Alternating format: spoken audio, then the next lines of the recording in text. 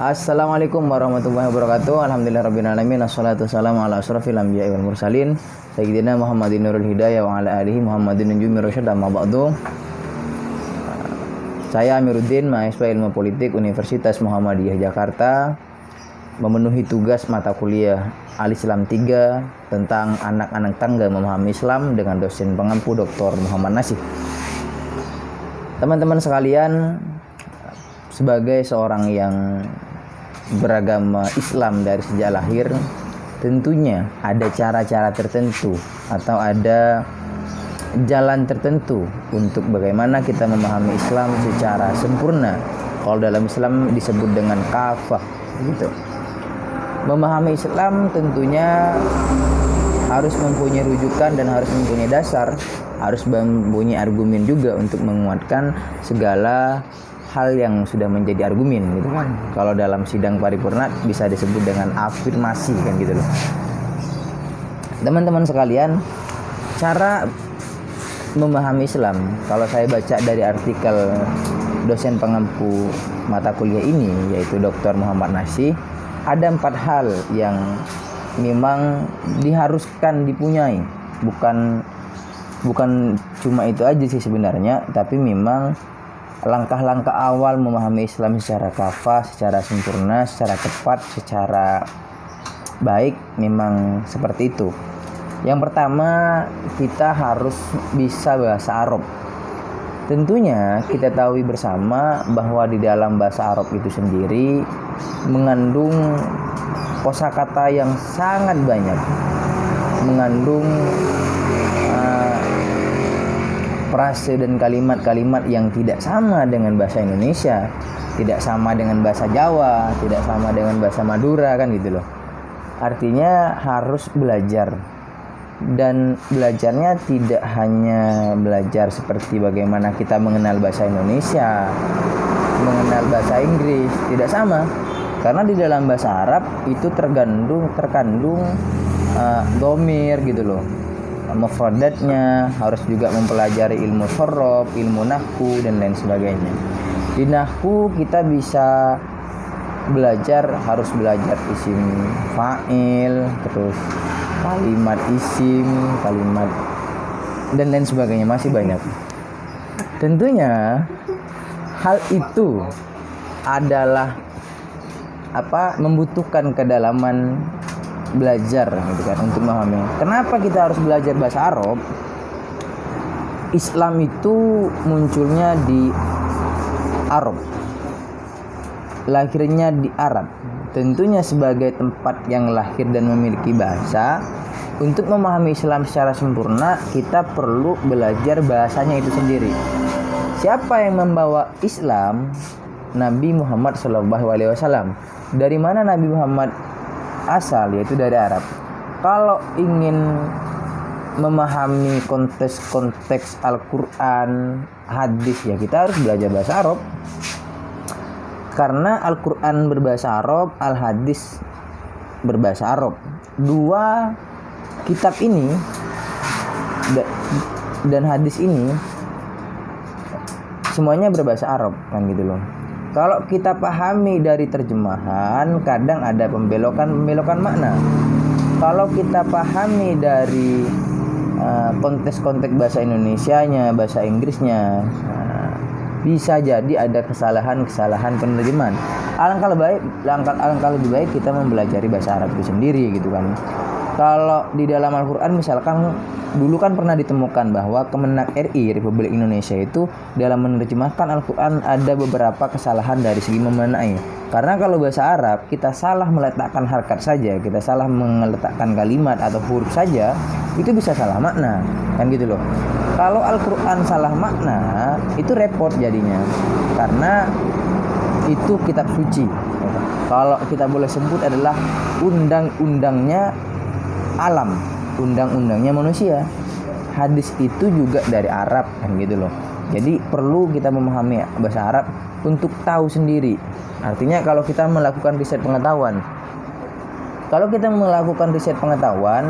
misalkan kita membandingkan satu kitab dengan kitab yang lainnya, satu pemikiran dan pemikiran yang lainnya. Misalnya kita membandingkan pikiran Imam Al-Ghazali dengan pemikiran Al-Kindi. Keduanya sama-sama seorang filsuf. Nah, bagaimana cara kita memahami secara benar dalam tekstualnya?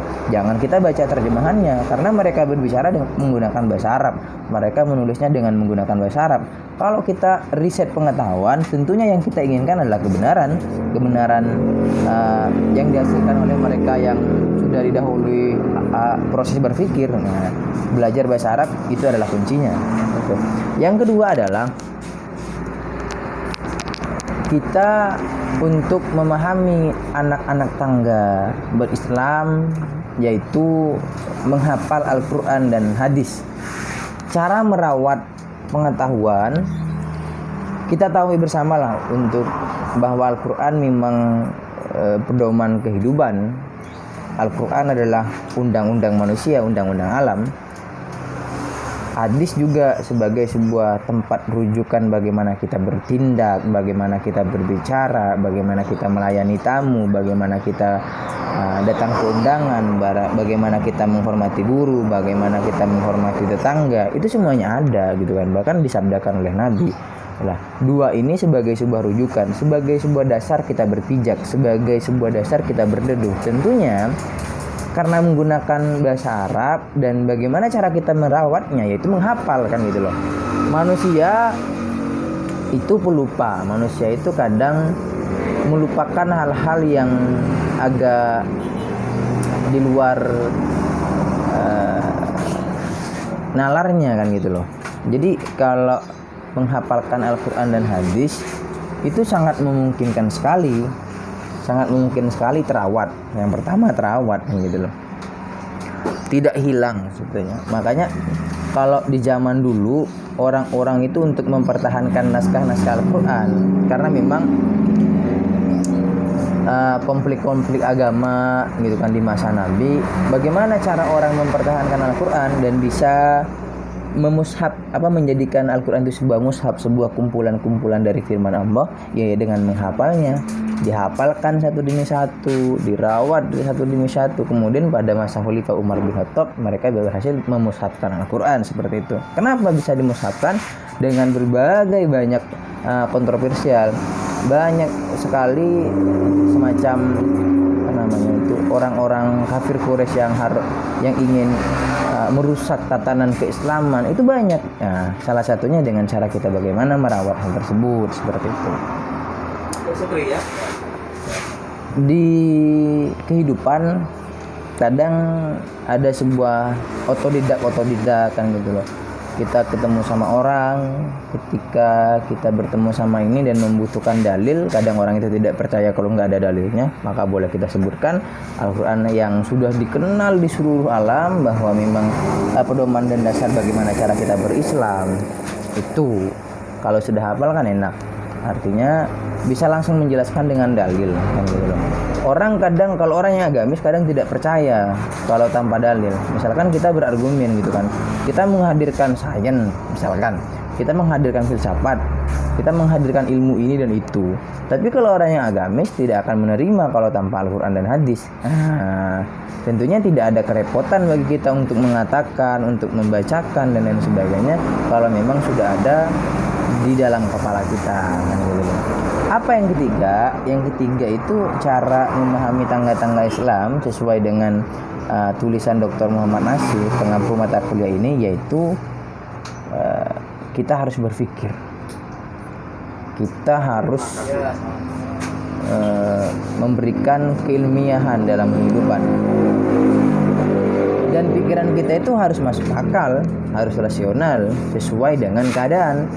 Artinya kalau menjadikan Al-Quran sebagai sebuah pijakan, di dalam Al-Quran tidak ada yang kontroversial, tidak ada yang bertentangan, tidak ada yang tidak mengarah kepada kebaikan. Lah, di situ proses berpikir yang paling dihargai. Proses berpikir itu adalah riset, menghadirkan riset, melahirkan sebuah karya. Peneliti Fir'aun tidak akan pernah melakukan masuk kepada Islam kalau tidak ada riset pengetahuan. Peneliti Fir'aun itu tentunya melakukan riset pengetahuan yang kemudian dia itu masuk kepada Islam karena percaya bahwa memang Islam adalah agama satu-satunya yang benar. Islam telah menggambarkan kehidupan Fir'aun setelah mengalami kematian di laut untuk hidup selama-lamanya sebagai sebuah kehidupan, sebagai sebuah peringatan kepada kehidupan manusia. Dan itu menunjukkan bahwa memang Islam bisa menjelaskan, menggambarkan apa yang terjadi di masa akan datang yang ada di dalam Al-Quran. Itu salah satu kebenaran yang paling ilmiah. Kan gitu loh kira-kira.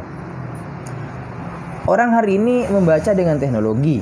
Orang hari ini membaca dengan ilmu pengetahuan. Tapi jauh ratusan tahun yang lalu Islam sudah membaca seperti itu. Dan lagi, apa artinya?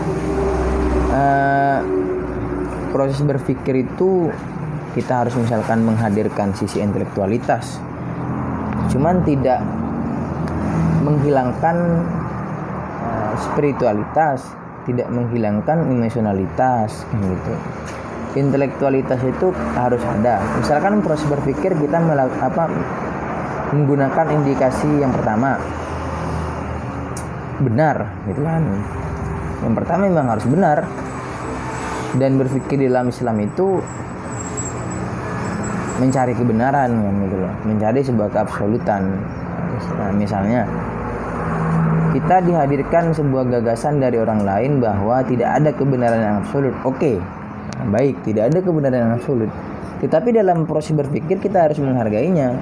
Yang begini misalnya, dalam proses berpikir kalau ada dua perbedaan atau lebih, maka salah satunya yang benar atau salah semua, kan gitu loh. Karena memang tidak ada kebenaran yang dua, kebenaran yang lebih dari satu nggak ada, kan gitu loh. Bahwa bagaimana cara mengatakan Islam itu yang benar, ya lihat saja gitu. Ada nggak dalam Islam yang berbeda antara bagaimana tekstual dan kontekstualnya? Al-Quran misalkan sebagai sebuah pedoman, hadis sebagai sebuah pedoman. Ada nggak yang kontroversial? Ada nggak yang menyalahi lingkungan? Ada yang nggak yang menindas? Ada nggak yang mengintimidasi kemasyarakatan? Kan gitu loh. Kalau tidak ada, berarti itulah jalan yang benar. Gitu. Dan yang kedua, sesuai. Iya, sesuai. Artinya nggak ada kesalahan-kesalahan proses. Kalau melakukan penelitian ya menghadirkan karya gitu loh. Dan yang keempat adalah cara bagaimana kita memahami Islam, yaitu belajar sejarah. Sejarah Islam itu sangat luar biasa, sejarah pengetahuan itu sangat luar biasa. Nah, kita bisa menarik ulur, menjadikan sebuah sejarah sebagai representasi kehidupan bagaimana kita bertindak dan melakukan. Jika sejarah mengatakan bahwa melakukan ini adalah kesalahan, ya kita jangan terjebur ke dalam jurang dua kali, kan gitu loh. Kita jangan melakukan kesalahan itu berulang kali. Ya udah, kalau memang sudah menjadi sebuah kesalahan di masa lalu, jangan kita ulang lagi kesalahan di masa kini. Nah gitu loh, kira-kira. Terus peradaban itu kenapa harus dipahami? Misalnya proses berpikirnya Sultan Muhammad Al-Fatih, kita bisa meniru, kan gitu loh, untuk meniti jalan Islam. Proses risetnya Al-Kindi, proses berpikirnya Ibnu Sina, proses pengalaman Ibnu Sina kenapa jadi ini, proses kegagalannya, itu sejarah. Dan itu membuktikan bahwa itu adalah kebenaran yang tidak bisa dipungkiri gitu. Tetapi hari ini kadang ada pembelokan sejarah gitu kan, terutama dari pihak-pihak orang orientalis atau orang-orang barat yang belum belajar ketimuran, kadang membalikkan fakta. Yang benar faktanya itu bahwa Ibnu Sina itu mengobati ini, dibelokkan menjadi ini gitu kan. Itu yang paling disesalkan sebenarnya, kan gitu loh. Otomatis kita harus menggunakan referensi-referensi tertentu untuk memahami bahwa itu benar-benar ada, kan gitu loh. Dan menghargai sejarah itu memang penting sekali gitu kan. Nabi Muhammad adalah sejarah. Nah, bagaimana kita tahu dari proses-proses karya manusia? Dari mana karya manusia itu lahir? Dari riset pengetahuan. Makanya dalam yang ketiga, memahami Islam itu kita harus berpikir gitu loh. Untuk memperoleh karya itu kita harus berpikir. Makanya dari proses berpikir itu tercatatlah keluarnya sebuah buku, lahirnya sebuah orang-orang peradaban, lahirnya sebuah murid-murid yang memang mengenal karena memang gurunya dimulai dengan proses berpikir, kemudian menciptakan sebuah buku atau karya, dibaca lagi, kemudian lahirlah orang-orang yang memang memahami peradaban. Kan gitu loh kira-kira. Oke, ada 4 hal tadi yang memang menjadi kalkulasi dulu gitu kan. Bagaimana kita cara memahami anak-anak tangga berislam secara baik kan gitu kan. Dari artikelnya Pak Nasi pengampu mata kuliah ini, seperti itu teman-teman. Dan memahami Islam itu sangat mudah dan tentunya jangan kita persulit. Memahami Islam itu sangat luar biasa sekali gitu kan. Kalau kita belajar Safinatun Najah, kalau kita belajar Sulamat Taufik, kalau kita belajar Ihya Ulumuddin karangannya Imam Al-Ghazali, itu sangat luar biasa, sangat indah sekali kita memahami Islam. Di Islam kita diajarkan untuk selalu berproses dengan baik, selalu menghargai teman. Misalnya di dalam sebuah hadis mengatakan gini, kalau kamu itu percaya kepada Islam dan hari kiamat, faliyakul khairan atau liyasmut, kan gitu loh. Seperti itu. Jadi bukan seperti itu. Kalau tidak bisa berkata benar, faliyakul khairan atau liyasmut, seperti itu. Jadi lebih baik diam kalau memang nggak tahu, kan gitu. Bagaimana cara kita menjelaskan atas ketidaktahuan kita?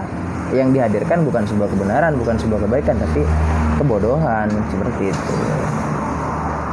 Jadi kalau itu diajarkan semua dalam Islam, cara kita menghargai teman, cara kita berperilaku yang baik, itu semuanya ada.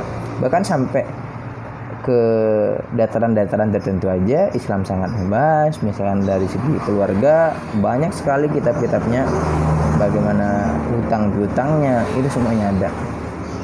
Oke, sekian dulu teman-teman sekalian, karena memang sudah nyampe 15 menit waktunya. Terima kasih semua. Billahi fisabilillah. Assalamualaikum warahmatullahi wabarakatuh.